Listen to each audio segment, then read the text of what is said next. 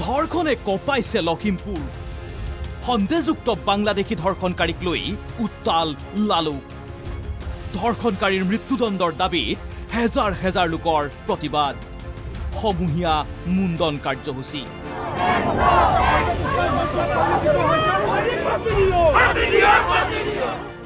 লখিমপুৰৰ হাৰমতিত ৬০ৰ ঊৰ্ধৰ এইটো লম্পট তথা সন্দেহযুক্ত বাংলাদেশী দুলাল ভূঞাই এটি ৬ বছৰীয়া শিশুক ধৰ্ষণ কৰাৰ পাছতে এতিয়া সমগ্ৰ জিলাখনত জ্বলিছে ক্ষোভৰ জুই ধৰ্ষণকাৰীৰ মৃত্যুদণ্ডৰ দাবীত শনিবাৰে এইদৰে স্বতঃস্ফূৰ্তভাৱে লালুকৰ ৰাজপথলৈ ওলাই আহিল হেজাৰ হেজাৰ লোক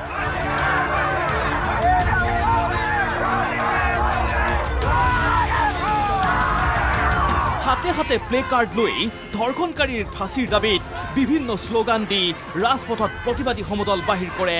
ক্ষোভিত জনতাই দিব বিচাৰিছো যে ধৰ্ষণকাৰী ফাঁচি হোক আমি ফাঁচি বাদে অন্য একো উপায় বিচৰা নাই এতিয়া আমি ধৰ্ষণকাৰীক ফাঁচি বিচাৰিছো আজি প্ৰতিবাদী কাৰ্যসূচীৰ আমাৰ মূল উদ্দেশ্য হৈছে ধৰ্ষণকাৰী ফাঁচি হ'ব লাগে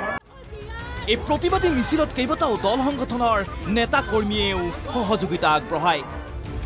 ইফালে সমদলৰ অন্তত পথ অৱৰোধ কৰি ধৰ্ণাত বহে ক্ষোভিত জনতাই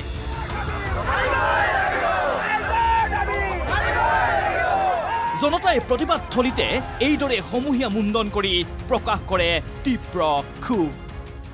যোৱাকালি এগৰাকী ৬ বছৰীয়া কিশোৰীক ধৰ্ষণ কৰা কাৰ্য অতিকে ঘৃণনীয় আমি এটা কথা ধিক্কাৰ জনাইছোঁ আৰু অতি শীঘ্ৰে সেই ব্যক্তিজনক ফাঁচি আমি দাবী জনাইছোঁ লগতে এটা কথা স্পষ্ট কৰিব বিচাৰিছোঁ যোৱাকালি ধৰ্ষণকাৰীস্থলীত এগৰাকী ব্যক্তিয়ে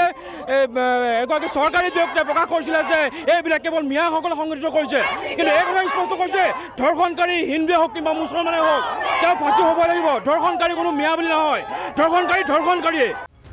উল্লেখ্য যে ঘটনা পোহৰলৈ অহাৰ মাথো কেইটামান ঘণ্টাৰ ভিতৰতে আৰক্ষীয়ে গ্ৰেপ্তাৰ কৰে লম্পট দুৰ্বৃত্ত ধৰ্ষণকাৰী দুলাল বৰভূঞাক ধৰ্ষণ কৰি হাবিত লুকাই থকা দুলালক ৰাইজে ধৰি গতাই দিছিল আৰক্ষীৰ হাতত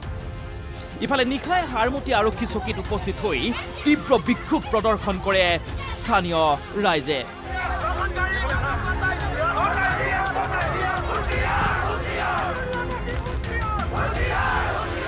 নাৰায়ণপুৰৰ পৰা দেৱজিৎ দুৱৰা আৰু নাওবৈচাৰ পৰা নিতুল বৰাৰ ৰিপৰ্ট NKTV+।